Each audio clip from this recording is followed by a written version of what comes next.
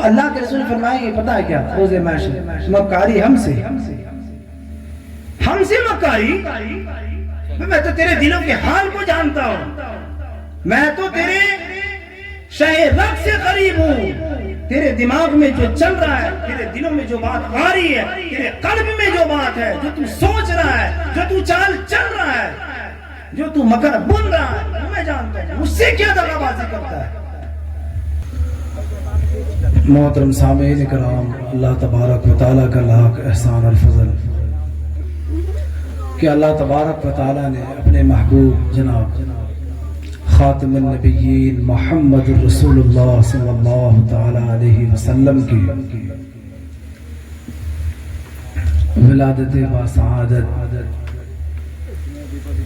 اور اس کے جشن اور اس خوشی کا اظہار کرنے کے لیے ہم سبھی کو اکٹھا فرمایا ہے، اور یہ ہدایت ہمیں ہی دیا ہے کہ ہم اس کے رسول کی اشاعت اور تعریف کے لیے اکٹھا ہوئے ہیں، ورنہ روئے زمین پر بہت سارے ایسے لوگ ہیں جن کو اللہ تبارک و تعالیٰ نے اس محفل کے لیے انتخاب ہی نہیں کیا، اور بڑے نصیب والے کو یہ میلاد کی محفل سننے اور سنانے اور اس محفل کو سجانے اور رچانے کا موقع ملتا ہے، اور اگر ہم اللہ تبارک و تعالیٰ کی لاکھ حمد و ثنا کرے اور اس کا شکر ادا کرے تب بھی یہ کم ہے۔ تو فخر محسوس کرے اس بات پر کہ اللہ تبارک و تعالیٰ نے آپ کو چنا ہے کہ وہ اپنے محبوب اور خاتم النبیین سید البشر سید الانبیاء، یہ سارا جو ٹائٹل جو ہے اللہ کے رسول کا، یہ کوئی بعد کے علماء اور بزرگان دین کا دیا ہوا نہیں ہے، یہ احادیث سے ثابت ہے، اور اللہ کے رسول اور ان کے صحابہ کی یہ جو تعلیم جو تھی وہ تابعین، تبع تابعین، بزرگان دین، اولیاء کرام، علماء کرام، اور ساتھ ہی ساتھ حفاظ قرہ تک جو بات پہنچتی ہے، اور وہاں سے ہماری مسجدوں میں، ہمارے مکاتب میں، ہمارے مدارس میں امام یا پڑھانے والے مدرس جو آتے ہیں ان کے ذریعہ سے ہمیں یہ معلوم چلتا ہے کہ حضور کی تقریر کس طریقے سے کی جائے، اور ساتھ ہی ساتھ جب اللہ اور اس کے رسول کی تعریف اور حمد و ثنا بیان کی جا رہی ہو تو ہمیں کس طریقے سے باادب رہنا چاہیے، جیسا کہ ہم تمام کو اس بات کا علم ہے اور ہمارا عقیدہ بھی ہے کہ جہاں اللہ اور اس کے رسول کی تعریف بیان کی جاتی ہے وہاں خود اللہ کے رسول تشریف لے کر آتے ہیں۔ جب عقیدہ یہ ہے کہ حضور تشریف لاتے ہیں تو پھر تو باادب ہی رہنا ہوگا، پھر تو جاگے ہوئے رہنا ہوگا، پھر تو غور کرنا ہوگا، کانوں کو کھڑے رکھ کر کے واعظ و نصیحت سماعت کرنی ہوگی۔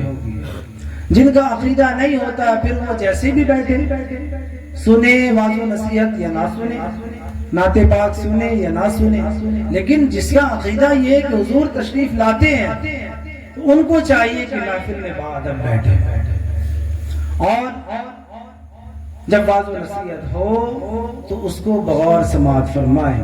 میرا عقیدہ یہ ہے، میرا ماننا یہ ہے، جو انسان واعظ و نصیحت کو بغور سماعت فرماتا ہے اس بغور سماعت فرمانے کی برکت سے اللہ تبارک و تعالی اس بات پر، اس واعظ و نصیحت پر عمل کی توفیق عطا فرماتا ہے۔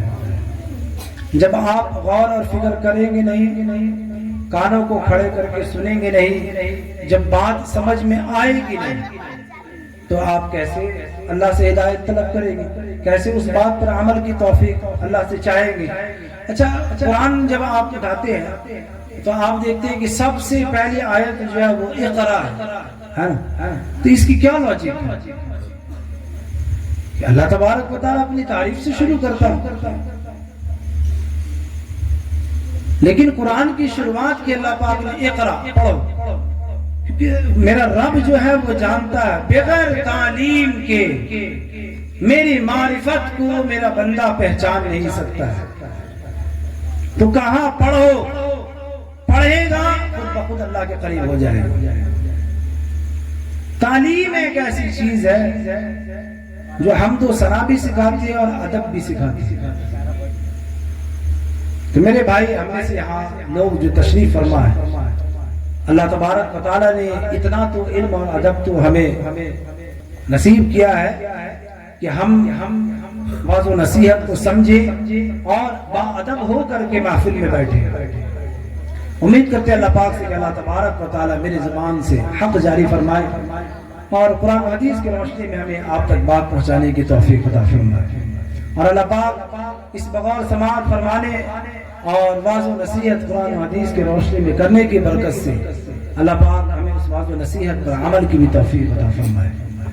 نحمده ونصلي على رسوله الكريم، اما بعد، فاعوذ بالله من شرور انفسنا ومن سيئات اعمالنا، من يهده الله فلا مضل له ومن يضلله فلا هادي له، ونشهد ان لا اله الا الله وحده لا شريك له، ونشهد ان سيدنا ومولانا حبيبنا وبارك وسلم لقد من الله على المؤمنين اذ بعث فيهم رسولا وما ارسلناك الا رحمة للعالمين، قل بفضل الله وبرحمته فبذلك فليفرحوا هو خير مما يجمعون، صدق الله العظيم وصدق نبي الامين المكين الحنين الرؤوف الرحيم، ونحن على ذلك لمن الشاهدين والشاكرين والحمد لله رب العالمين۔ درود پاک پڑھ لیجئے، اللهم صل على سیدنا و شفیعنا و حبیبنا و بارک وسلم، صلو علی الحبیب صلی اللہ تعالی علیہ وسلم۔ محترم سامعین کرام، جس مہینے میں آج ہم یہ محفل سجائے ہیں تو یہ مشہور بات ہے کہ اللہ کے رسول ربیع الاول کے مہینے میں پیر کے دن تاریخ میں اختلاف ہے تو اس کو چھوڑیں۔ 12 ربیع الاول جو ہے، جو تاریخ جو ہے اس میں بہت اختلاف ہے، تو اسی لیے تاریخ کو درکنار کرتے ہیں، لیکن یہ قرآن و حدیث سے واضح ہے کہ رسول اللہ ربیع الاول کے مہینے میں پیدا ہوئے اور پیر کا دن تھا۔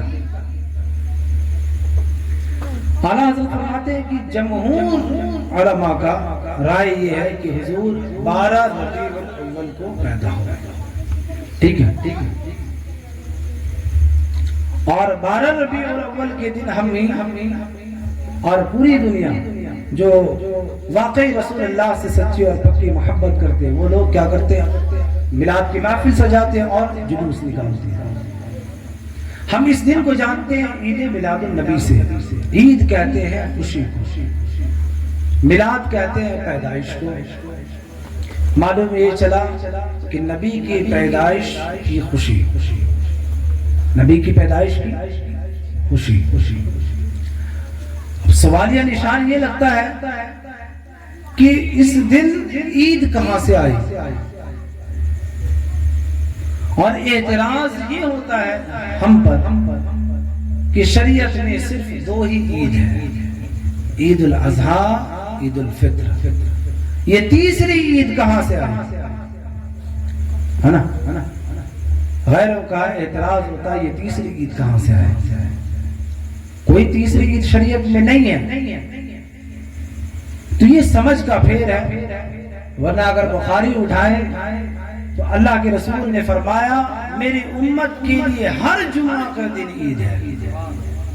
تیسری عید آگے، چوتھی عید لاؤ، مشکات المصابیح کی حدیث ہے، حضرت عمر بن خطاب فرماتے ہیں جب الیوم اکملت لکم دینکم واتممت علیکم نعمتی ورضیت لکم الاسلام دینا، جب یہ آیت نازل ہوئی دین مکمل ہو تو حضرت عمر بن خطاب فرماتے ہیں کہ ہم اس دن عید کی طرح مناتے ہیں، اور فرماتے ہیں کہ یہود و نصارہ کہتا ہے کہ اگر یہ آیت ہم پر نازل ہوتی تو ہم بھی عید کی طرح اس دن کو مناتے ہیں۔ آگے چوتھی ہے، پانچویں حضرت عیسیٰ فرماتے ہیں کہ اللہ تبارک و تعالی اگر ہمارے قوم پر من و سلوہ اگر نازل فرماتا تو میں اس دن عید کی طرح مناتا۔ پانچویں عید۔ چھٹی قرآن پاک میں یوم ولد و یوم یموت و یوم یبعث حیا، اللہ تبارک و تعالیٰ فرما رہا ہے کہ حضرت یحییٰ علیہ السلام جس دن پیدا ہوئے وہ عید کا دن ہے۔ 6 عید ہوئی، تو یہ تیرے سمجھ کا پھیر تھا کہ تجھے نظر آئی صرف عید الفطر اور عید الاضحیٰ۔ ارے بھائی، جس دن اللہ کی نعمت اور رحمت بندے کو حاصل ہو وہ عید کا دن ہے، اور یہ احادیث سے ثابت ہے۔ 6 عید ثابت کی نا۔ اب کوئی بندہ یہ کہے کہ اللہ پاک فرماتا ہے قرآن پاک میں قل بفضل اللہ وبرحمتہ فبذلک فلیفرحوا، کہ اللہ کے فضل پہ ہی اور اس کی رحمت پہ ہی خوشیاں مناؤ، تو اس آیت سے مراد تو قرآن پاک ہے۔ تو میں کہتا ہوں قل بفضل اللہ وبرحمتہ سے پہلے جو بفضل ہے نا یہ قرآن کے لیے۔ حضرت عباس سب سے بڑے قرآن کے مفسر فرماتے ہیں قل بفضل اللہ وبرحمتہ سے بفضل سے مراد قرآن ہے، اور رحمتی سے مراد محمد الرسول اللہ صلی اللہ تعالی علیہ وسلم کی ذات مبارکہ۔ اور اللہ پاک فرماتا ہے کیا کہ جب فضل اور رحمت میری ہو تو اس دن خوشیاں مناؤ۔ اب کوئی یہ کہے کہ اللہ کی رحمت محمد رسول اللہ کی ذات، تو یہ کہاں سے ثابت کہ محمد الرسول اللہ کی ذات ہی کیا ہے؟ اللہ کی رحمت ہے۔ یہ تو حضرت عباس کہہ رہے ہیں نا کہ اس آیت سے مراد ہم نے اخذ کیا کہ اس آیت سے مراد، اس لفظ سے مراد رسول اللہ کی ذات ہے، بفضل سے مراد قرآن، رحمتی سے مراد رسول اللہ کی ذات۔ قرآن سے ثابت کرو تو قرآن سے بھی ثابت وَمَا أَرْسَلْنَاكَ إِلَّا رَحْمَةً لِلْعَالَمِينَ، کہ اے میرے محبوب ہم نے سارے جہان کے لیے تمہیں رحمت بنا کر بھیجا۔ ثابت ہوگا، 6 عید بھی ثابت ہوگا، اللہ کے رسول رحمت بھی ثابت ہو گئے، بلکہ سب سے بڑی رحمت۔ اب کہیں گے سب سے بڑی رحمت کیسے ثابت؟ یہ تو ثابت ہو رہا ہے کہ سارے جہان کے لیے اللہ تبارک و تعالیٰ نے رحمت بنا کر بھیجا، احادیث ہے۔ حضرت عباس سے کسی نے سوال کیا کہ اے عباس بتائیں اللہ کی سب سے بڑی جو نعمت ہے وہ کیا ہے؟ فرمایا محمد بنعمت اللہ، محمد الرسول اللہ صلی اللہ تعالی علیہ وسلم اللہ کی سب سے بڑی نعمت ہے۔ اب لوگ کہیں گے اچھا یہ تو سمجھ میں آ گئی کہ ٹھیک ہے اللہ کی رحمت اور فضل پر خوشیاں مناؤ، تو روزے رکھے جائے، قرآن پڑھا جائے، نمازیں پڑھی جائے، یہ کیا کہ تم جلوس سے نکال رہے ہو؟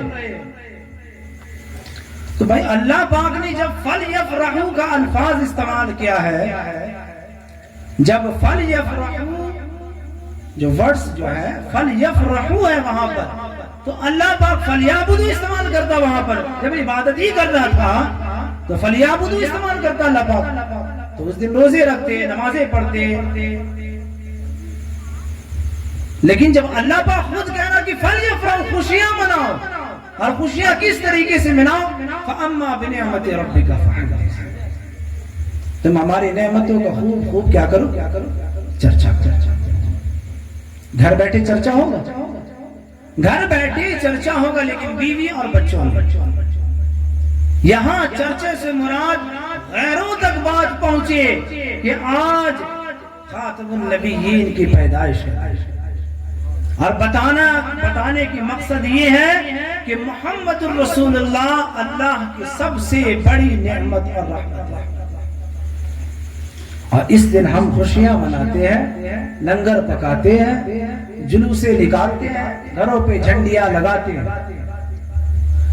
تو ربیع الاول جب آتا ہے تو بہت سارے سوالات پیدا ہونے لگتے ہیں غیروں کی طرف سے۔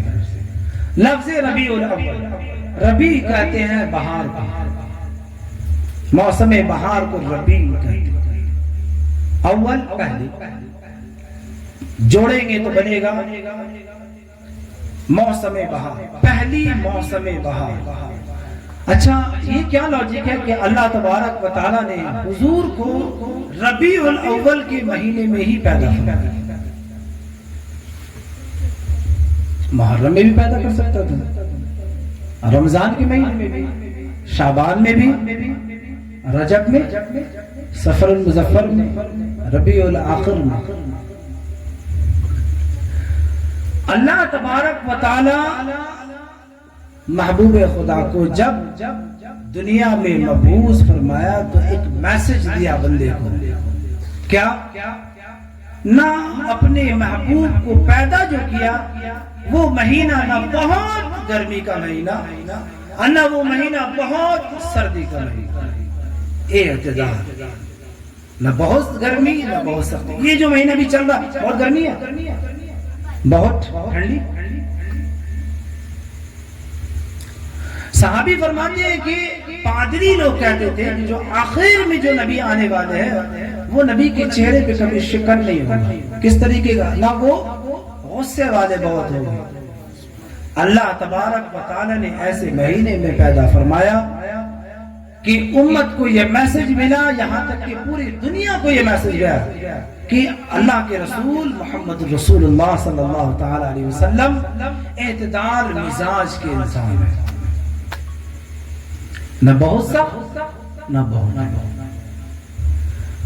کسی چیز میں بہت تشدد کا بھی شکار نہیں ہونا چاہیے، اور نہ کسی چیز میں اپنے آنکھوں کو بھی بند نہیں کر لینا چاہیے۔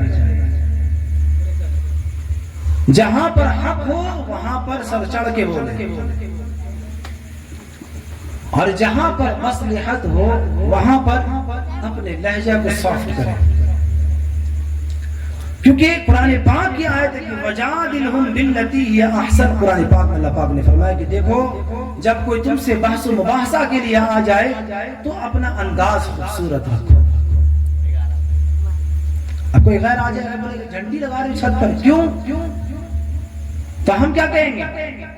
ہم اہل سنت والجماعت سے ہیں، ہم سنی کہلاتے ہیں، ہم نعرے بھی لگاتے ہیں، لیکن اگر کوئی ہم سے پوچھ لے کیوں لگاتے ہو جھنڈیاں چھت پر، ہمارے پاس کوئی دلیل نہیں۔ میں آپ کو دلیل دیتا ہوں۔ بریدہ اسلمی ایک صحابی ہے، جب اللہ کے رسول مکہ سے مدینہ ہجرت کر کے گئے، یہ صحیح حدیث ہے، ہاں یہ بھی بتا دوں کہ کوئی ضعیف نہ قرار دے، ثقہ راوی ہے اس میں۔ تو مدینہ جب ہجرت کر کے گئے تو وہ جو بریدہ اسلمی جو صحابی تھے وہ اس وقت ایمان نہیں لائے تھے، اور اللہ کے رسول کو روکنے کے لیے گئے تھے کہ مدینہ میں یہ نہ کر پائے، اور اونٹ اور گھوڑے سوچ رہے تھے کہ ان سے چھین لیں گے۔ ان کو خبر پہنچی تھی کہ 100 اونٹوں سے کچھ لوگ مکے سے ہجرت کر کے مدینہ کی طرف آ رہے ہیں۔ تو قریب گئے حضور کے، فرمایا کہ کون ہو؟ فرمایا کہ میں محمد ہوں، میرے باپ کا نام عبداللہ ہے، میرے دادا کا نام عبد المطلب ہے، میں اللہ کا رسول ہوں۔ بریدہ اسلمی فرماتے ہیں کہ اتنا روب تھا رسول اللہ کی آواز میں کہ میں پست پڑ گیا، اور میں نے کہا کہ حضور مجھے بھی کلمہ پڑھا لے، اور آپ نے کلمہ پڑھایا اور وہ ایمان میں داخل ہو گئے۔ فرمایا کہ حضور ابھی مدینہ آپ نہیں جائیں گے، عرب کا رواج تھا کہ لوگ اس وقت سروں پر جو ہے پگڑیاں باندھتے تھے، کھولا اپنا امامہ اور ایک چھڑی لائے اور اس میں امامہ باندھا، فرمایا کہ حضور میں آپ کا علمدار ہوں، آگے آگے چلنا جھنڈے لے کر کے، اور حضور پیچھے پیچھے۔ معلوم یہ چلا جب اللہ کے رسول نے بریدہ اسلمی کو منع نہیں فرمایا کہ تم علم کیوں لہرا رہے ہو، میں تو مکے سے پریشان ہو کر کے مدینے کی طرف ہجرت کر کے آ رہا ہوں، اور لوگوں نے یا محمد یا رسول اللہ کے نعرے لگائے، طلع البدر علینا، حضور کی استقبال ویلکم کے لیے بچیاں دف بجائیں۔ آپ کو یہ کہے کہ اللہ کے رسول پیدا ہوئے، کتنے لوگوں نے خوشیاں منائی۔ حضور جب پیدا ہوئے تم میلاد مناتے ہو، تم خوشیاں مناتے ہو، تم جھنڈیاں لگاتے ہو، تم لنگر پکاتے ہو، تو جب حضور جب پیدا ہوئے تھے اس وقت کتنے لوگوں نے خوشیاں منائی؟ میں کاؤنٹر میں سوال پھینکتا ہوں کہ جب حضور پیدا ہوئے تھے اس وقت میں مسلمان کتنے تھے؟ جب اللہ کے رسول حضرت آمینہ کے گود میں آئے تو اس وقت مسلمان کتنے تھے مکے میں؟ تو آپ کہیں کوئی نہیں، میں تو پھر بھی احتیاطاً کہتا ہوں حضرت آمینہ اور آپ کے دادا عبد المطلب کو چھوڑ کر کے مکے میں کوئی بھی مسلمان نہیں تھا، تو خوشیاں کون مناتا؟ کون جھنڈیاں لگاتا؟ کیا کافر جھنڈیاں لگائے گا حضور کی پیدائش پر؟ میلاد منائے گا؟ لنگریں پکائے گا؟ معلوم چلا جب تھا ہی نہیں کوئی مسلمان تو جھنڈیاں کون لگاتا، جلوسیں کون نکالتا؟ اب دیکھو کہ حضور جب مکے سے مدینے ہجرت کر کے گئے تو سارے مدینے والے چھت پر چڑھ کر کے پھول بھی برسایا، نعرے بھی لگائے، جھنڈیاں بھی لگائی، اور طلع البدر علینا پڑھ کر کے موسٹ ویلکم کیا حضور کا۔ تو ہم تو حدیث کے مطابق ہے نا، لیکن چلے یہ حدیث کو چھوڑ دیں۔ امام سیوطی فرماتے ہیں کہ جب اللہ کے رسول کی پیدائش کا وقت ہے تو آپ کی ماں سے روایت کرتے ہیں، حضرت آمینہ فرماتی ہیں کہ اللہ کے رسول بس پیدا ہی ہونے والے تھے کہ فرماتی ہے کہ میرے جسم سے ایک نور نکلا اور اتنا زیادہ کہ ہم نے مکے سے ملک شام کے محلات کا نظارہ کیا، اور فرماتی ہے کیا کہ پیدا ہوتے ہی بچہ جو ہے سجدے میں گیا، اور اس کی زبان پہ کیا تھا؟ رب حب لی امتی، ہم پڑھتے ہیں نا کہ رب حب لی امتی کہتے ہوئے پیدا ہوئے، رب نے فرمایا کہ بخشا الصلاۃ والسلام۔ تو حضور ابھی پیدا ہوئے اور فرما رہے ہیں کیا؟ رب حب لی امتی، ابھی سے فکر ہے، ابھی پیدا ہوئے ہی ماں کی گود میں ابھی آئے ہیں سجدے میں، رب حب لی امتی کہہ رہے ہیں۔ بسا اوقات بد مذہبوں کی کتابوں میں سوال ہوتا ہے کیا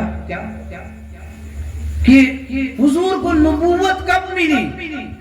حضور کو نبوت کب ملی؟ میں کہتا ہوں کہ یہ کوسچن ہی غلط ہے کہ حضور کو نبوت کب ملی، اور جواب میں ہوتا کہ حضور کو نبوت 40 سال کی عمر میں ملی، معاذ اللہ من ذلک۔ اے بھائی حضور تو تب سے نبی ہے جب سے حضرت آدم کی مٹی اور پانی کی جو خمیر جو وہ اکٹھا بھی نہیں ہوئی، تب سے حدیث قدسی ہے۔ حضور اللہ پاک نے فرمایا کیا؟ حضور فرماتے ہیں کہ رب فرماتا اے میرے محبوب آپ وجہ تخلیق کائنات ہیں، آپ ہیں تو یہ چاند ہے، زمین ہے، سورج ہے، ستارے ہیں، یہ جان ہے، جہان ہے، آپ نہیں تو کچھ نہیں، یعنی آپ کی وجہ کر ہی میں نے اس دنیا کو سجایا اور بسایا اور بچایا ہے۔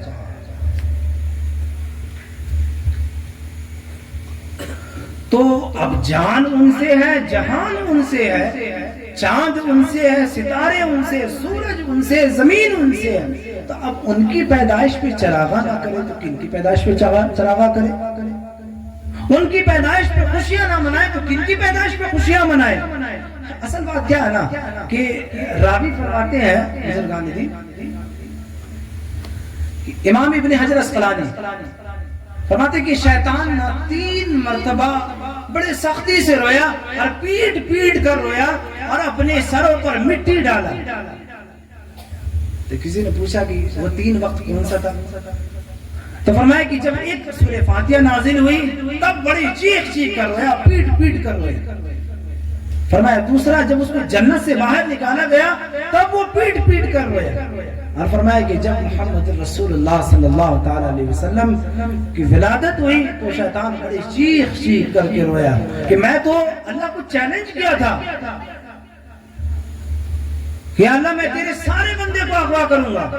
جب اللہ تبارک و تعالی جنت سے جب باہر نکال رہے تھے نا ان کو، تو یہ ریکویسٹ کیا اللہ سے، اللہ تبارک و تعالی ٹھیک ہے آپ مجھے جنت سے باہر نکالے لیکن ہم کو قیامت تک کے لیے حیات بخش دیں. تو اللہ پاک فرماتا ہے ٹھیک ہے قیامت تک تمہیں حیات بخشا. اس کے بعد میں وہ اللہ پاک کہتے یا اللہ میں تیرے سارے بندے کو اغوا کروں گا. گنے چنے چند لوگ ہوں گے جو تیرے احکامات پر عمل کرنے والے ہوں گے. تو اللہ پاک اگر آج کا کوئی روبن ہوڈ ہوتا یا ڈان ہوتا تو وہ کیا کہتا تیری ایسی کی تیسی تو میرے بندے کو اغوا کرے گا. اللہ پاک نے نہیں کہا. ابلیس نے چیلنج لگایا نا اللہ سے کہ میں تیرے سارے بندے کو اغوا کروں گا، بس حیات قیامت تک ملنی چاہیے. تو اللہ پاک نے یہ نہیں فرمایا کہ کیسے تو میرے بندے کو اغوا کرتا میں بھی تو دیکھوں. نہیں، یہ تو دنیا کے بادشاہوں کا یہ ڈائلوگ ہوتا ہے. اللہ پاک نے فرمایا کہ سنو جو میرے اور میرے رسول کے احکامات پر عمل کرنے والا ہوگا وہ تیرے بہکاوے میں نہیں آئے گا. ظاہر سی بات ہے اب اپنا محاسبہ کر لے، اپنا مجاہدہ کر لے، اپنا مشاہدہ کر لے. آپ ابلیس کے صف میں کھڑے ہیں یا رسول اور اللہ کے احکامات پر عمل کرنے والوں کے صف میں کھڑے ہیں؟ اور سورہ سبا میں اللہ تبارک و تعالیٰ نے فرمایا ابلیس نے جو چیلنج کیا تھا نا مجھے، جو مجھ سے کہا تھا کہ میں تیرے سارے بندے کو اغوا کروں گا، وہ اپنے بات کو پورا کر دکھایا. تب نا اللہ تعالیٰ نے فرمایا کہ وَلَقَدْ ذَرَأْنَا لِجَهَنَّمَ كَثِيرًا مِنَ الْجِنِّ وَالْإِنسِ. ہاں میں نے جن و انسان کی اکثریت جہنم کے لیے ہی پیدا فرمائی ہے. یعنی یہ اللہ پاک نے کوئی ظلم نہیں کیا، یہ اللہ پاک کا ایکسپرٹ اوپینین ہے کہ الٹیمیٹلی ہونا یہی ہے کہ لوگ جہنم میں جانے میں ہی کامیاب ہوں گے، جنت میں نہیں جا پائیں گے. اب میں آپ سے کہوں کہ میں ایک گن لیا ہوا ہوں، میں ابھی ایک گولی چلاؤں گا یہاں سے، میں گن لیا ہوا ہوں میں ایک گولی چلاؤں گا جس کو بھی لگ جائے، اور میں آنکھ بند کر کے ایسے کر کے چلوں گا اسے جس کو بھی لگ جائے. کوئی یہاں بیٹھا رہے گا؟ سارے دڑکی لگا دیں گے کہ ہم ہی کو نہ لگ جائے. اور دیکھیں قیامت والے روز بخاری مسلم کے متفقاً حدیث اللہ تبارک و تعالی حضرت آدم علیہ السلام سے کہے گا کہ اے آدم جنتیوں کو اور جہنمیوں کو الگ الگ کرو. تو آدم علیہ السلام فرمایا یا اللہ تبارک و تعالی کتنی جہنمی اور کتنی جنتی؟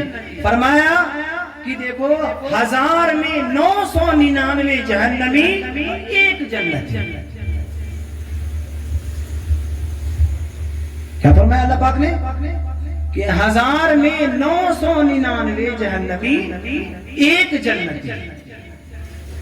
لیکن دیکھیں آخرت کے معاملے میں ہر بندہ یہ سوچ رہا ہے کہ جو ایک جنتی ہے نا وہ میں ہوں، جو ایک جس کی شفاعت ہونی ہے وہ میں ہوں. اور یہاں میں کہہ رہا ہوں کہ اگر میں ایک گولی چلاؤں گا ہر بندہ یہ سوچ رہا ہے کہ مجھے ہی لگ جائے گا. تو 180 ڈگری اپوزٹ کیا ہمارا سوچ ہے. دنیا کے معاملے میں ایک گولی چلائیں گے تو سوچ رہے ہیں کہ سب سوچ رہا ہے کہ مجھے ہی لگنی ہے، اور وہاں ہے کہ 999 کو نکالیں گے اور ایک جنت میں جائے گا. تو ہر بندہ ایکسپیکٹیشن میں یہ ہے کہ میں ہی جنت میں جاؤں گا، میری ہی شفاعت ہونی ہے. اور اپنے اپنے کاموں کا اگر مشاہدہ کرے تو معلوم یہ چلے گا ہم جنت تو دور جنت کی خوشبو پالے تو اللہ کا بڑا احسان اور فضل ہے نا. آج ہمارے ہاتھ میں اینڈرائیڈ ہے تو ہمارے پاس انسٹاگرام بھی ہے, واٹس ایپ بھی ہے, فیس بک ہے, اسنیپ چیٹ ہے اور دیگر اور بھی ایپس ہمارے موبائل میں. تو کئی مرتبہ کئی لوگوں کی سٹوری میں واٹس ایپ اسٹیٹس میں ہم نے پڑھا ہے کہ وہ بندہ لکھ کر کے لگا رہا ہے کیا کہ میں سو رہا تھا اور مجھے اپنا بڑے بڑے جو میرے جو گناہ تھے وہ مجھے یاد آئے نیند میں, اور میں بے ساختہ اٹھتا ہوں. کیا کہ میں سو رہا تھا اور میرے اپنے بڑے بڑے گناہ مجھے یاد آئے اور میں بے ساختہ اٹھتا ہوں اور مجھے یاد آتا ہے کہ میرا رب تو رحمان الرحیم ہے, میں دوبارہ سو جاتا ہوں.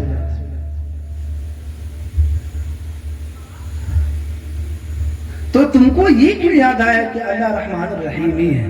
یہ بھی تو یاد آنا چاہیے تھا کہ اللہ جبار بھی ہے, اللہ قہار بھی ہے. اللہ پاک پکڑ کرنے پہ آئے تو حقیقت بتا رہا ہوں, پیغمبر علیہ السلام کی بھی شفاعت کو قبول نہیں فرمائے گا. جس کو اجازت ملے گی وہ شفاعت کرے گا. آپ کے حق میں اگر اللہ پاک اجازت نہ دے, حضور کو یہ تو پکی بات ہے کہ اللہ تبارک و تعالی مقام محمود پر بٹھائے گا, لیکن آپ کے حق میں اگر اللہ پاک کہے کہ حضور اے میرے محبوب آپ ساروں کی شفاعت کرے, وارث کی شفاعت میں کرنا. میں اپنا نام لے کر کہہ رہا ہوں, میرے بارے میں ایسے جا رہا ہوں جہنم میں جا رہا ہوں اور میں کہتا ہوں یا رسول اللہ میری شفاعت کرے, اور حضور ابھی شفاعت کرنے جا رہے ہیں اللہ سے, اور اللہ پاک فرماتا ہے کہ اے میرے محبوب اس کے لیے شفاعت, باقی کوئی شفاعت کر. اور میں پھر ریکویسٹ کرتا ہوں یا رسول اللہ میری شفاعت. اور اللہ کے رسول اگر پلٹ میں مجھ سے یہ پوچھے اے وارث تم کہتے ہو کہ میری شفاعت, کیوں میں تمہاری شفاعت, تم نے ایسا کون سا کام کیا دنیا میں کہ جو تم مجھ سے یہ ایکسپیکٹیشن رکھتے ہو کہ میں تمہاری شفاعت کروں گا, کیوں میں کیوں کر تمہاری شفاعت کروں. ہر بندہ اس حرم میں ہے کہ حضور میری شفاعت کریں گے اور میں جنت میں جاؤں گا, کیوں تمہاری شفاعت کریں گے, کیوں ایکسپیکٹیشن رکھتے ہو حضور سے. میں بتاؤ گے نا کہ یہ کام کر دیں گے, ایسا کون سا کام ہے کہ تم اللہ کے رسول مقام محمود پر ہوں گے اور تم حضور سے کہہ سکو یا رسول اللہ یہ کام میں نے صرف آپ کے خوشنودی کے لیے کیا تھا, اس کام کی وجہ سے میری شفاعت کرے. آپ کے پاس ہے, میرے پاس ہے, قسم اللہ کہہ رہا ہوں میرے پاس ایسا کوئی کام نہیں ہے کہ میں حضور سے یہ آنکھ میں آنکھ ڈال کے کہہ سکوں یا رسول اللہ یہ کام میں نے صرف آپ کی رضا کے لیے کیا تھا اور اس کام کی وجہ سے میری شفاعت فرما. میرے پاس ایسا کوئی عمل نہیں ہے. آپ کے پاس ہے کہ نہیں ہے؟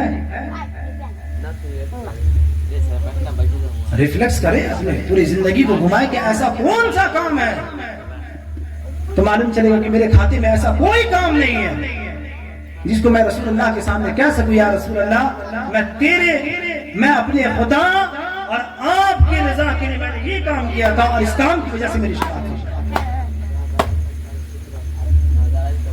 امیجن کریں اس وقت کو, میں امیجن کرتا ہوں اس وقت کو. حضور اگر مجھ سے پوچھ لے کیوں تمہاری شفاعت کیوں کا جواب کہاں سے دے گا؟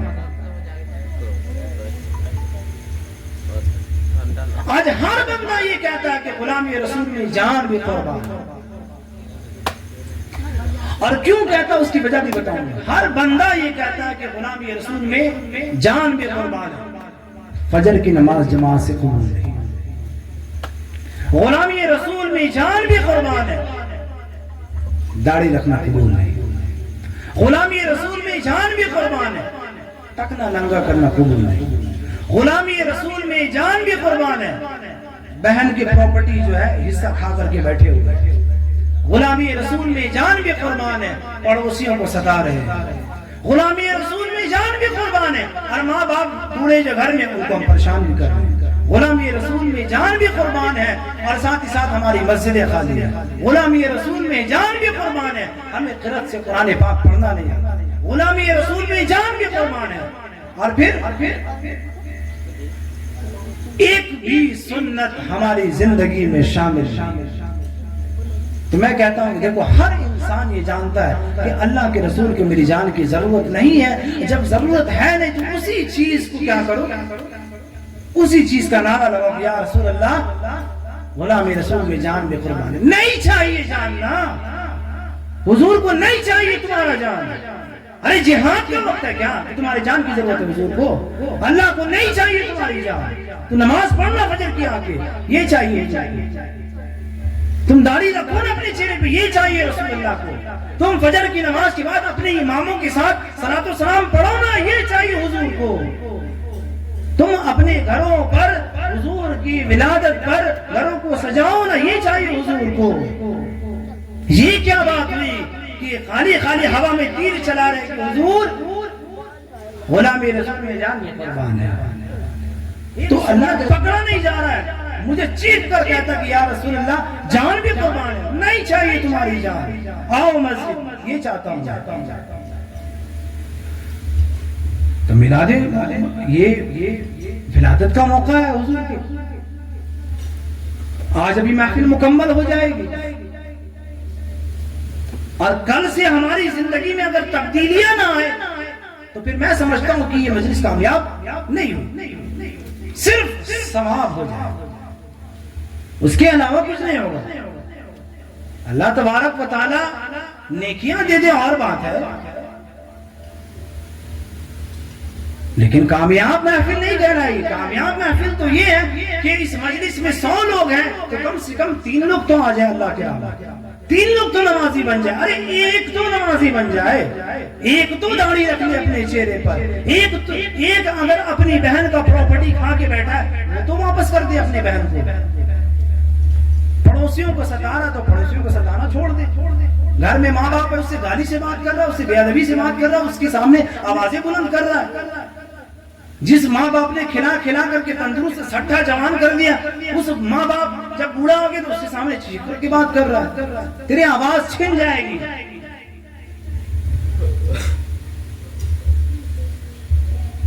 اللہ کے رسول نے فرمایا روئے زمین پر سب سے بہترین انسان وہ ہے جو حسن اخلاق کا پیکر، اور آج تقریباً 2 بلین کے قریب جو مسلمان ہیں نا دنیا میں، یہ حضور کی اخلاق پر ہے، پیلر رسول اللہ کا اخلاق ہے، اور حضور چاہتے کہ میری امت بھی اس نے اخلاق کی پیکر۔ اللہ تبارک و تعالیٰ نے بڑے سرٹیفکیٹ سے حضور کو نوازا، وَإِنَّكَ لَعَلَىٰ خُلُقٍ عَظِيمٍ، اے میرے محبوب آپ خلق عظیم کے سب سے اعلیٰ درجہ پر مستفز ہیں۔ حضور ایکسپیکٹیشن رکھتے ہیں اپنی امت سے کہ تم بھی اپنے اندر حسن اخلاق پیدا کرو۔ ایک صحابی نے کہا یا رسول اللہ آپ کہتے ہیں کہ حسن اخلاق کے پیکر بنو، اور حضور آپ فرماتے ہیں کہ جنت میں میرا پڑوسی وہ ہوگا جو اعلیٰ درجہ کا اخلاق رکھتا ہوگا، اس کا اخلاق بہت خوبصورت ہوگا۔ تو حضور پھر بتائیں میرے سب سے اچھے اخلاق کا سب سے زیادہ حقدار کون؟ اس نے اخلاق کہتے ہیں انگلش میں گڈ ہیبٹس، اچھی عادت۔ تو میرے سب سے اچھے عادت کا، میرے مسکرا کر بات کرنے کا، نرم لہجے سے بات کرنے کا، بازوؤں کو بچھا کر بات کرنے کا، اپنی آوازوں کو پست رکھ کے بات کرنے کا سب سے زیادہ حقدار کون ہے حضور؟ فرمایا تیری ماں۔ فرمایا یا رسول اللہ پھر کون؟ فرمایا تیری ماں۔ فرمایا یا رسول اللہ پھر کون؟ فرمایا تیری ماں۔ فرمایا یا رسول اللہ پھر کون؟ فرمایا تیرا باپ۔ معلوم یہ چلا کہ باپ سے 3 گنا زیادہ مرتبہ ہے ماں کہہ رہی کہ بیٹا جا کے سودا لے کیا دکان سے، یہاں دوست فون کر رہا ہے تو یاری نہیں بھا رہا ہے۔ ارے دوست کچھ ہوتا ہی نہیں ہے دنیا میں، دوستی دھوکہ ہے، کچھ نہیں ہے دوستی. آج جو جس بندے کو ایکسپیرینس ہے نا دوستی کا، وہ بندہ جانتا ہے کہ دوستی کچھ نہیں ہے سوائے دھوکہ کے. اور تم اس دوست کی وجہ سے اپنے ماں کے بات کو پاؤں تلے دباتے ہو. اور اللہ کے رسول کہہ رہے ہیں کہ دنیا میں سب سے بہترین اور افضل ترین انسان وہ ہے جو حسن اخلاق کا ہے، جس کے اخلاق جتنے اچھے جنت میں وہ میرا سب سے زیادہ قریبی پڑوسی ہو. تو ہمیں تو چاہیے یہ تھا نا کہ ہم اچھے عادات کے ایسے مالک ہوتے، جب ہم چل رہے ہوتے تو غیر ہمیں دیکھ کر کے یہ کہتا امتی ایسا ہے تو پھر نبی کیسا ہوگا. تو میلاد کی محفل منا رہے ہیں تو حضور اکرم صلی اللہ تعالی علیہ وسلم کہ پھر کیا آنا چاہیے، سیرت بھی ہماری زندگی میں آنی چاہیے. امام سیوطی فرماتے ہیں ابھی اللہ کے رسول پیدا ہوئے ہیں، گودی میں آئے اور فرماتے ہیں بڑی نور اور اتنے نور کہ حضرت جب دائی حلیمہ جب آپ کو لے کر کے گئے، عرب کا رواج تھا کہ زبان میں فصاحت کے لیے، اچھے عربی کے لیے اور اچھے موسم بہار کے لیے لوگ نہ کیا کرتے تھے، دیہات میں اپنے بچوں کو بھیج دیتے تھے. تو دائی حلیمہ محمد رسول اللہ کو لے کر کے گئی تو فرماتی ہیں کہ جب میں اللہ کے رسول کو اپنے گھر لے کر گئی تو میں نے اپنے سارے چراغ کو توڑ دیا. ان کی ساتھ والی سہیلی فرماتی کہ اے دائی حلیمہ، میں دیکھتی ہوں کہ ساری رات تمہارے گھر میں دیا جل رہا ہے، چراغ جل رہی ہے، ایسا کیوں؟ امیر لوگ رات میں چراغ بجھا کر سوتے ہیں، میں دیکھ رہی ہوں کیا کہ تمہارے گھر میں ساری رات چراغ جل رہا ہے. تو فرمایا نہیں، چراغ نہیں. تو لے کر کے اپنی سہیلیوں کو لے کر کے آتی، فرمایا کہ یہ بچے جو دیکھ رہے ہیں، جب سے میں نے اس ننھے مہمان کو اپنے گھر میں لائی ہوں تب سے میں نے سارے چراغ کو توڑ دیا ہے. جہاں روشنی کی ضرورت پڑتی ہے بچے کو اٹھا کر لے جاتے وہاں روشنی منور.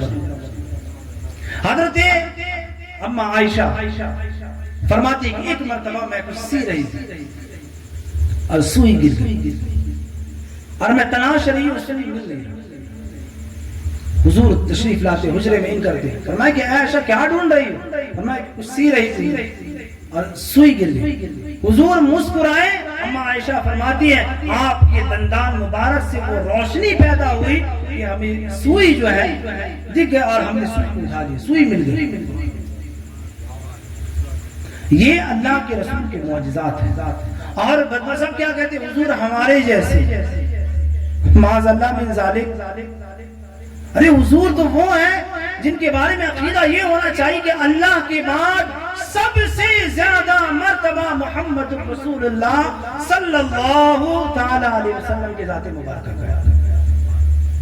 یہ کیا بات ہوئی کہ محبت بھی محبوب سے اور اس کے بعد پھر نقص بھی نکالا جا رہا ہے کہ حضور کا اتنا علم غیب تھا نہیں تھا، کچھ تھا نہیں تھا، اتنے تھے اتنے نہیں تھے. تو کیوں تھرمومیٹر لے کر کے گھوم رہا ہے، کیوں ناپ رہا ہے؟ کف اللسان کا حکم ہے کہ خاموشی اختیار کرو. میرے بھائی میں بتانے کا مقصد یہ ہے کہ اللہ کے رسول پورا جسم نہیں بلکہ آپ کے ایک ایک الفاظ قول و فعل معجزات سے بھرے پڑے. رسول اکرم صلی اللہ تعالی علیہ وسلم حضرت مولانا علی کرم اللہ وجہہ کا واقعہ ہے. بیہقی میں امام بیہقی لاتے ہیں روایت کہ حضور آپ کے ذان مبارک پر سر رکھ کر کے سو جاتے. عصر کی نماز کا وقت نہیں، سورج غروب ہو گیا، آپ فرض کی قضا ہونے کی سبب آپ غمگین ہوئے، آپ کی آنکھوں سے آنسو نکلا اور حضور کے رخسار مبارک. حضور نے آپ کو فرمایا علی رو رہے ہو، کس بات نے تمہیں رلایا ہے؟ حضرت علی نے فرمایا یا رسول اللہ میں نے عصر کی نماز نہیں پڑھی اور میں آپ کے اطاعت اور اتباع میں نے عصر کی نماز قضا کر دی، سورج ڈوب گیا. حضور نے فرمایا کہ مایوس کیوں ہوتا ہے، بتاؤ ادا پڑھنا چاہتے ہو یا قضا پڑھنا چاہتے ہو؟ فرمایا یا رسول اللہ ادا ہو جائے تو بڑی بہتری.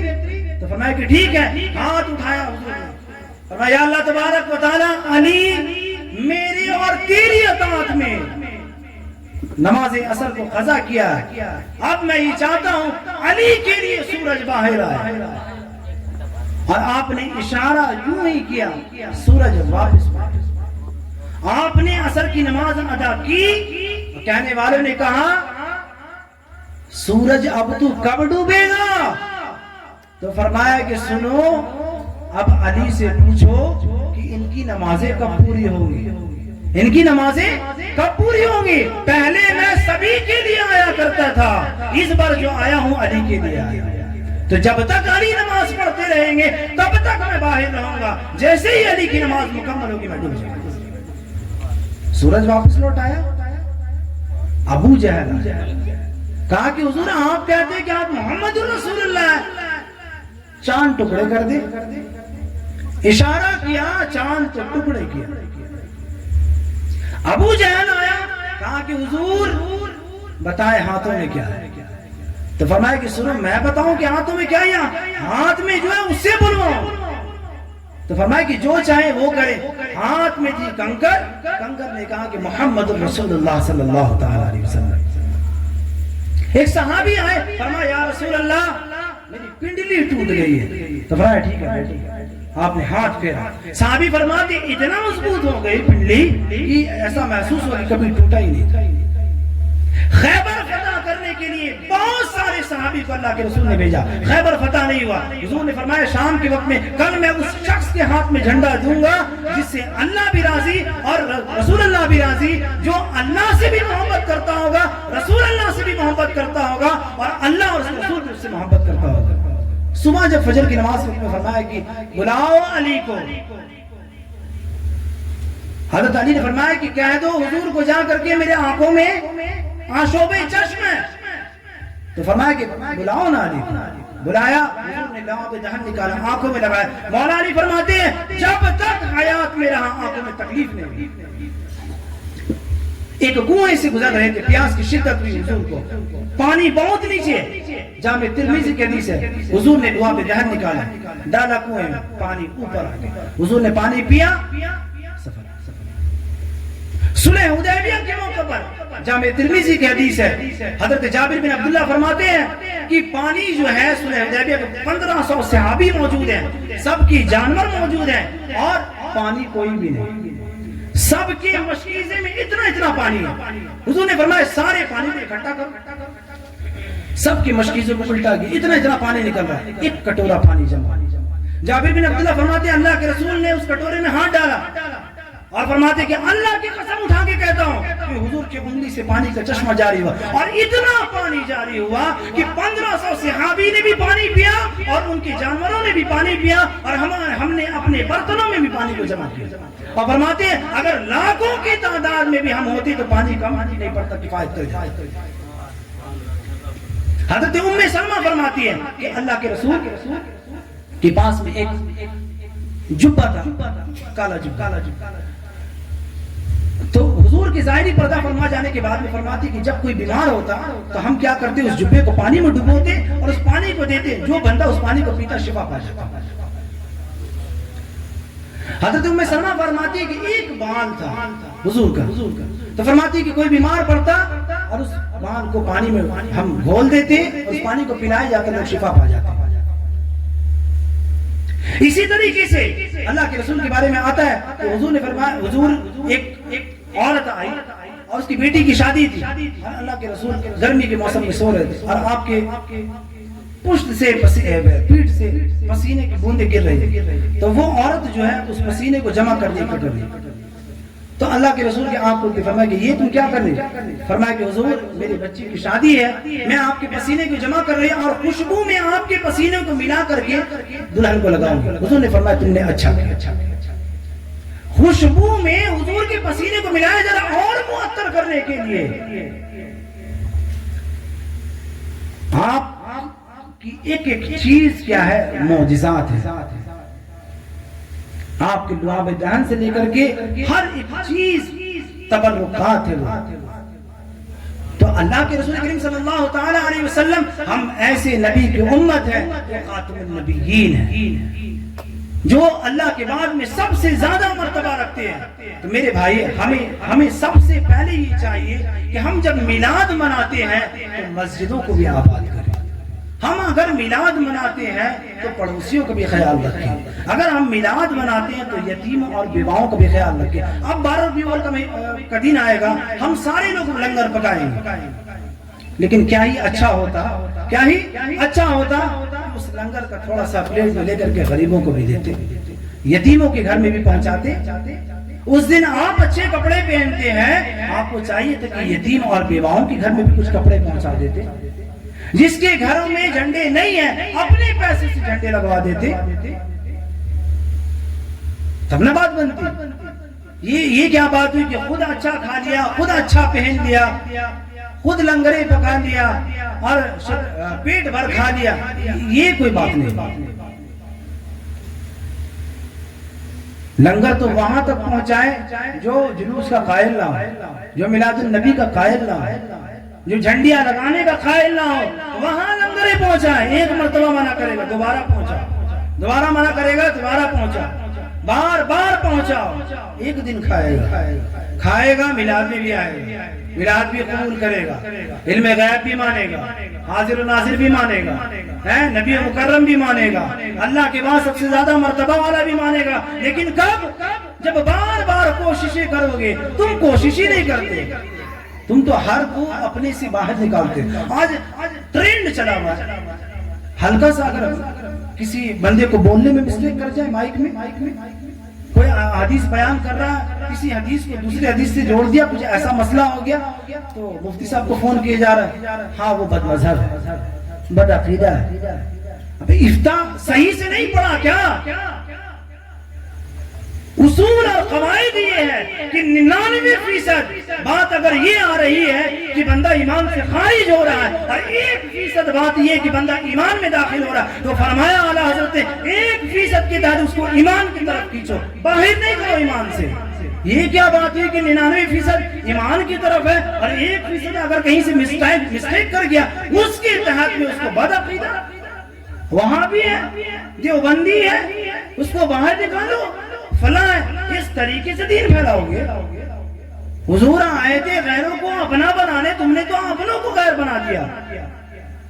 اس طریقے سے محبت نہیں کرنی, اس طریقے سے تو اتحاد قائم ہے, اس طریقے سے تو میلاد کی محفل جگہ جگہ نہیں.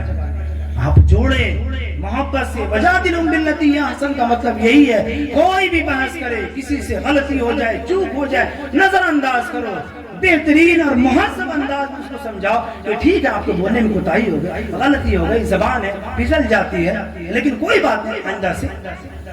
لیکن ہر ایک بندہ ایک کے پیچھے پڑا ہوا, ہر ایک بندہ ایک کے پیچھے پڑا ہوا, ہر ایک بندہ ایک کے پیچھے پڑا ہوا, ایسا نہیں ہونا چاہیے.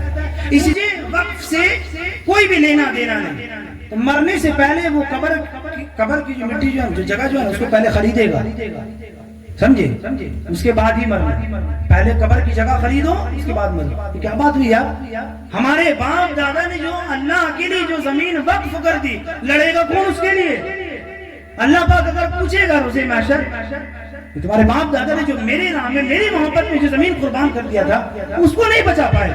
20 کروڑ 25 کروڑ ہونے کے بعد بھی مردہ کی طرح سو رہے تھے. تو یہ نہیں ہونا چاہیے. امید کرتے اللہ پاک سے اللہ تبارک و تعالی اس پورے پروگرام کو قبول فرمائے اور اس پروگرام کے صدقے اللہ پاک ہمارے تمام گناہوں کو درگزر فرمائے اور ہمیں ان 70 اذان میں شامل فرمائے جن کو بنا حساب و کتاب اللہ پاک جنت الفردوس میں اعلی مقام دے گا. وآخر دعوانا اور الحمدللہ رب العالمین. سلام علیکہ یا رسول, سلام علیکہ یا حبیب, سلام علیکہ صلوات اللہ علیکہ حبیب یا رسول اللہ.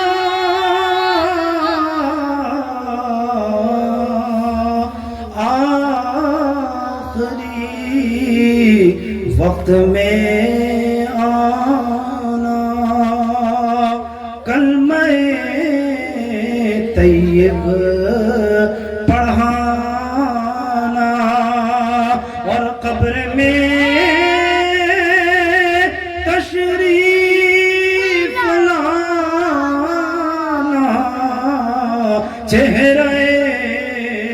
دلبر دکھانا یا نبی سلام علیکہ یا رسول سلام علیکہ یا حبیب سلام علیکہ صلوات اللہ علیکہ روح جب تن سے جدا ہو ماہ رمضان دن جمعہ ہو دوپہر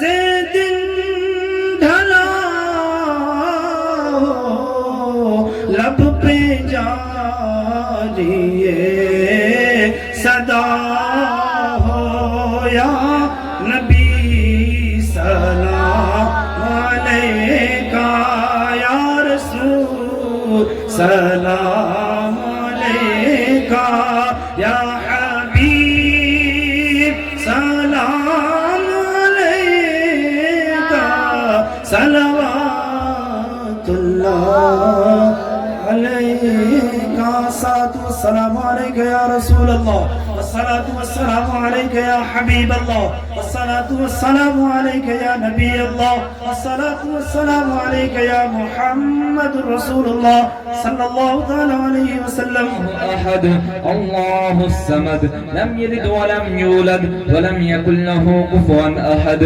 بسم الله الرحمن الرحيم قل هو الله أحد الله الصمد لم يلد ولم يولد ولم يكن له كفوا أحد بسم الله الرحمن الرحيم قل أعوذ برب الفلق من شر ما خلق ومن شر غاسق إذا وقب ومن شر النفاثات في العقد ومن شر حاسد إذا حسد بسم الله الرحمن الرحيم قل أعوذ برب الناس ملك الناس إله الناس من شر الوسواس الخناس الذي يوسوس في صدور الناس من الجنة والناس بسم الله الرحمن الرحيم الحمد لله رب العالمين الرحمن الرحيم مالك يوم الدين إياك نعبد وإياك نستعين اهدنا الصراط المستقيم صراط الذين أنعمت عليهم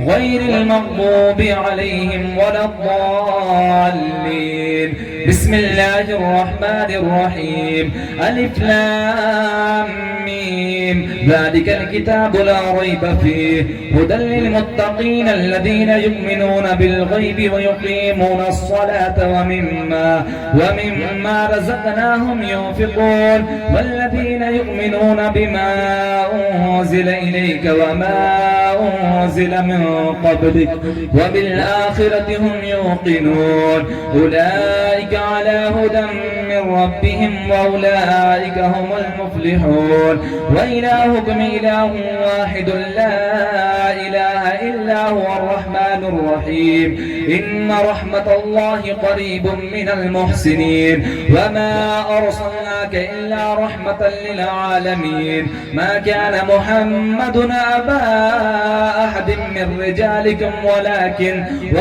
رسول الله وخاتم النبيين وكان الله بكل شيء عليما إن الله وملائكته يصلون على النبي يا أيها الذين آمنوا صلوا عليه وسلموا تسليما اللهم صل على سيدنا حبیبنا نبینا مولانا محمد بارک وسلم صلی اللہ علیہ وسلم علیک یا رسول اللہ صلی اللہ علیہ وسلم اعوذ باللہ من الشیطان الرجیم الا ان اولیاء اللہ لا خوف علیہم ولا هم يحزنون الذين آمنوا وكانوا يتقون سبحان ربك رب العزة عما يصفون وسلام على المرسلين والحمد لله رب العالمين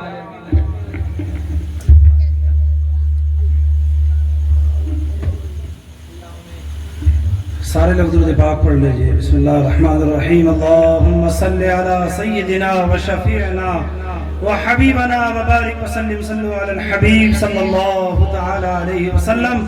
سبحان اللہ والحمد للہ ولا الہ الا اللہ واللہ اکبر ولا حول ولا قوة الا باللہ العلی العظیم. بلغ العلا بکمالہ کشف الدجا بجمالہ حسنت جمیع خصالہ صلو علیہ وآلہ. یا اللہ تبارک و تعالی قرآن پاک کی تلاوت ہوئی، نعت پاک پڑھی گئی، نظم پڑھے گئے. یا اللہ تبارک و تعالی شرنی موجود ہے، واضح و نصیحت ہوئی. یا اللہ اس میں عمدن غلطیاں کوتاہیاں لفظشیں ہوئی ہو، اپنے خاص فضل اور کرم سے معاف فرما کر اپنے بارگاہ میں قبول مقبول فرما. یا اللہ تبارک و تعالی ان سبھی کا ثواب سب سے پہلے تیرے محبوب جناب محمد رسول اللہ صلی اللہ تعالی علیہ وسلم کے بارگاہ انور میں پیش کرتے ہیں، قبول مقبول فرما. تیرے محبوب کے صدقے طفیل تمام انبیاء کرام، صحابہ کرام، تابعین، تبع تابعین، بزرگان دین، اولیاء کرام، علماء کرام، مفتیان کرام، حفاظ کرام کے بارگاہ میں پیش کرتے ہیں، قبول مقبول فرما. یا اللہ پاک تیرے تمام محبین کے صدقے طفیل، یا اللہ تبارک و تعالی اس گاؤں کے تمام یا اللہ جتنے بھی سارے لوگ بڑے محبت اور شغف کے ساتھ میں یا اللہ جو محفلیں سجائیں ان کی تمام خاندان والوں میں سے یا اللہ کل مؤمنین، کل مؤمنات، کل مسلمین، کل مسلمات جو دنیا سے رخصت فرما چکے تمام کی مغفرت فرما. یا اللہ تمام کو کروٹ کروٹ جنت نصیب عطا فرما. تمام کی قبروں کو بقعہ نور بنا. تمام کی قبروں پر رحمتوں کی بارشیں نازل فرما. تمام کی قبروں کو حد نگاہ کشادہ فرما. یا اللہ تمام کی قبر کی مٹی کو اور اس قبر کے فرشتے کو حکم فرما دے مولا کہ ان کے ساتھ میں لاڈ اور شفقت کا معاملات فرما ہے. یا اللہ یہاں جتنے بھی حاضرین موجود ہیں یا اللہ تمام کی یا اللہ تمام کے سیئات کو حسنات سے مبدل فرما. یا اللہ تبارک و تعالی ہم سب گناہگار ہیں، خطا کار ہیں، سیئکار ہیں، بدکار ہیں. یا اللہ تو بڑا کریم ہے مولا، رحیم ہے مولا، غفور ہے مولا. یا اللہ ہم سبھی کی تمام عیبوں کو چھپاتے ہوئے مولا ہمارے تمام گناہوں کو درگزر فرما. ہمارے یا اللہ سر بلندی عطا فرما. یا اللہ تبارک و تعالی ہمیں تمام طرح کے خرافات سے، جھوٹ سے، مکر سے، لعن و طعن سے، غیبت سے، چغلی سے، شرک و بدعت سے، نظر کرنے والوں کی نظر بد سے، حاسدین کی حسد سے، جلنے والوں کی جلن سے یا اللہ ہم سبھی کو محفوظ فرما. یا اللہ آنے والی تمام پریشانیوں سے، آنے والی تمام بیماریوں سے، آنے والی تمام حادثات سے ہم سب کو محفوظ فرما. یا اللہ جو کاروبار میں ہے مولا ان کے کاروبار میں برکت وسعت عطا فرما. یا اللہ یہ جو پاک مہینہ بابرکت مہینہ جو چل رہا ہے مولا، آنے والا جو عظیم مہینہ اور آنے والا عظیم دن ہے جو مولا یا اللہ پاک اس کی برکت سے ہم سبھی کے صحت میں تندرستی اور عافیت عطا فرما.